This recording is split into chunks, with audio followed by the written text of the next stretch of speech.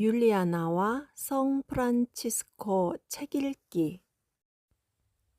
토마스 첼라노의 아시시 성 프란치스코.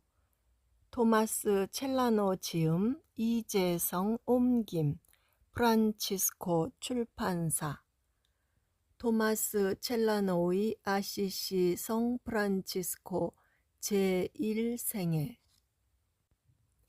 제1부 제22장 아스콜리에서의 프란치스코의 설교, 그리고 그의 손이 닿은 물건을 어느 환자가 만짐으로써 그의 부재 중에도 환자가 치유됨. 62. 당시에 공경하올 사부 프란치스코는 위에서 말한 대로 새들에게 설교하였고, 도시와 마을을 두루 다니면서 가는 곳마다 축복의 씨를 뿌렸으며 마지막으로 아스콜리 고을에 당도하였다. 흔히 그러하였듯이 그가 이 고을에서도 하느님의 말씀을 뜨겁게 설교하자 거의 모든 사람이 지존하신 분의 오른손의 힘으로 은총과 열성에 넘쳐서 그를 보고 들으려는 열망에 서로에게 짓밟힐 지경이 되었다.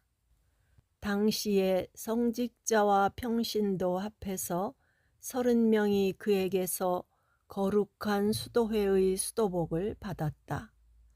남녀 신도들의 신심은 대단히 두터워졌고 하느님의 거룩한 사람을 향한 사랑이 지극한 나머지 그의 옷자락만이라도 만져볼 수 있었던 사람은 자신이 복된 자임을 떠들어대곤 하였다. 프란치스코가 어떤 마을에 들어가든 성직자들이 기뻐하였고 축하의 종소리가 울려 퍼졌으며 남정네들은 행복한 기분에 젖어들었고 아낙네들은 모여서 환호하였으며 어린이들은 손뼉을 쳤다. 그들은 자주 나뭇가지를 꺾어 들고 노래하면서 그를 맞이하곤 하였다. 사악한 이단자들은 난처해졌으며 교회의 믿음은 드높아졌다. 믿음이 깊은 이들은 기뻐 용약했으나 이단자들은 슬금슬금 숨어버렸다. 프란치스코에게는 거룩함의 표지가 너무도 뚜렷하여 그의 말에 감히 이의를 제기하는 자가 없었고 군중들은 다만 그를 우러러볼 뿐이었다. 거룩한 로마 교회의 신앙이 그 무엇보다도 보존되어 받들어지고 본받아져야 한다고 그가 생각한 까닭은 구원을 받아야 할 모든 사람의 구원이 오직 교회 안에만 있기 때문이었다. 그는 사제들을 존경하였고 모든 교계 제도에 크나큰 애정을 지녔다. 63. 사람들은 프란치스코에게 빵을 축복받아서 오랫동안 보관하곤 하였다. 그러다가 그 빵을 먹으면 갖가지 질병들이 치유되었다. 그들은 깊은 신앙심에서 자주 사부님의 속바지를 찢어가졌기에 어느 때에는 거의 나체가 되다시피 하였다. 더욱 놀라운 일은 거룩하신 사부님께서 손으로 만진 물건을 통해서 많은 이가 건강을 되찾는 것이었다. 아래초 근방의 한 작은 마을에 임신한 부인이 있었는데 해산 때에 이르러 여러 날 동안 진통을 겪었다. 그녀는 믿어지지 않을 만큼의 혹독한 진통으로 생사를 헤매게 되었다.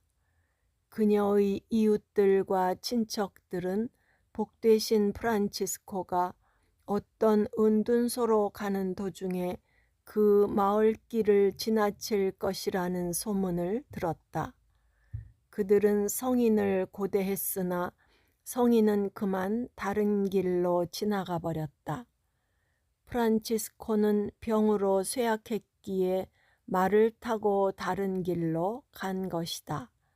그가 운둔소에 도착한 다음 베드로 형제를 시켜 고맙게도 그 말을 빌려준 사람에게 돌려주러 가는 길에 바로 진통하는 여인이 사는 동네를 지나가게 되었다. 그를 본 주민들은 복되신 프란치스코로 착각하고 급히 달려왔으나 프란치스코가 아님을 알고는 크게 슬퍼하였다. 그들은 혹시 복되신 프란치스코의 손길이 닿았던 물건을 찾을 수 있지 않을까 하고 서로 묻기 시작하였다. 한동안 찾다가 그들은 드디어 프란치스코가 말을 타고 있을 때 직접 잡았던 말고삐를 발견하였다. 그들은 그 말의 입에서 고삐를 빼다가 프란치스코의 손이 닿았던 부분을 그 여인 위에다 놓았다. 그러자 여인은 곧 위험한 고비를 넘기고 기쁨 중에 안전하게 순산하였다. 64. 피에베 마을에 괄프레두초라는 사람이 살고 있었는데 그는 경건한 사람이어서 온 가족과 함께 하느님을 공경하고 두려워할 줄 알았다. 그는 복되신 프란치스코가 한때 둘렀던 수도복의 띠를 가지고 있었다. 그런데 그 동네의 수많은 남녀 주민이 여러 질병과 열병으로 시달리는 일이 발생했다. 그는 환자들의 집으로 가서 수도복 띠를 물에 담가 몇 가닥을 주물러 그 물을 환자들에게 마시게 하였다. 그랬더니 모든 이가 그리스도의 이름으로 치료되었다. 이 일은 복되신 프란치스코의 부재 중에 일어났었고 이 외에 우리가 아무리 장황하게 이야기를 해도 다 할 수 없이 많은 일이 일어났다. 다만 성인의 존재를 통하여 황공하옵게도 우리 주 하느님께서 이루신 일 중에서 그 일부만 간략하게 이 책에 끼워 놓도록 하겠다. 제23장 토스카넬라에서 절름발이를 고치고 나르니에서 중풍병자를 고침. 65. 어느 날 하느님의 거룩한 사람인 프란치스코가 먼 데까지 여러 지방을 돌며 하느님 나라를 선포하다가 토스카넬라라고 하는 한 도시에 당도하게 되었다. 거기에서 그는 늘 하던 대로 생명의 씨를 뿌렸고 한 병사가 그를 자기 집으로 모셨다. 그에게는 외아들이 있었는데 다리를 저는 몸이 허약한 아이였다. 그래서 이유기를 지난 아이였지만 아직도 요람에서 지내는 터였다. 그 아이의 아버지는 출중한 청정함을 지닌 하느님 사람의 발 앞에 겸손하게 엎드려 아들의 건강을 애원하였다. 프란치스코는 그만한 힘과 은총을 비는 일에 자신은 당치 않은 사람이며 쓸모없는 인간이라고 여겼기 때문에 여러 번 이를 거절하였다. 그러나 그의 끈질긴 간청에 못 이겨 기도한 다음 아이에게 손을 얹어 강복하고는 일으켜 세웠다. 그러자 즉시 모든 사람이 지켜보며 기뻐하는 가운데 그 아이는 우리 주 예수 그리스도의 이름으로 부축을 받지 않고 일어나서 집 주위를 이리저리 걷기 시작했다. 66. 하느님의 사람인 프란치스코가 한 번은 나르니에 가서 며칠을 묵었다. 거기에는 침대에 누워 지내는 베드로라고 하는 중풍병자가 하나 있었다. 그는 5달 동안이나 수족의 기능을 잃어 전혀 일어나거나 움직일 수가 없었다. 그의 손과 발과 머리가 완전히 기능을 상실하였고 다만 혀와 볼을 움직일 수 있을 뿐이었다. 그는 프란치스코가 나르니에 왔다는 소식을 접하고는 주교님께 전가를 보내어 지극히 높으신 하느님의 종을 자기에게 보내주십사고 하느님의 사랑으로 청하였다. 프란치스코가 와서 자기를 한번 바라봐 주기만 해도 지금까지 시달린 병에서 해방될 것으로 그는 확신했다. 일이 뜻대로 되어 복되신 프란치스코가 누워있는 그에게 와서 머리에서 발에 이르도록 십자성호를 긋자 즉시 모든 병이 물러났고 그는 건강을 되찾을 수 있었다.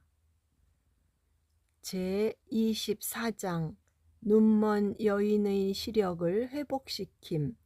그리고 굿비오에서 불구 여인의 쪼그라든 손을 펴줌. 67. 위에서 말한 도시에 한 부인이 있었는데 눈을 다쳐 맹인이 된 여인이었다. 그녀는 복되신 프란치스코로부터 십자성호를 눈에 받고 간절히 바라던 시력을 회복하였다. 굿비오에도 한 부인이 있었다. 그녀는 양손이 쪼그라들어 그 손으로는 아무 일도 할 수가 없었다. 그녀는 프란치스코 성인이 그 도시에 들어왔다는 것을 알고 즉시 그에게 달려갔다. 그러고는 슬픔이 가득한 가련한 얼굴로 쪼그라든 손을 보여주면서 만져달라고 청하였다. 딱한 생각이 든 프란치스코는 그의 손을 만져서 낫게 하였다.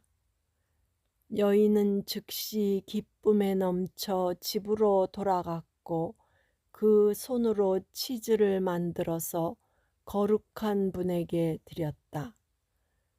성인은 자애롭게 그것을 조금 들고 나머지는 가족과 함께 들라고 여인에게 말하였다. 구독과 좋아요는 힘이 됩니다.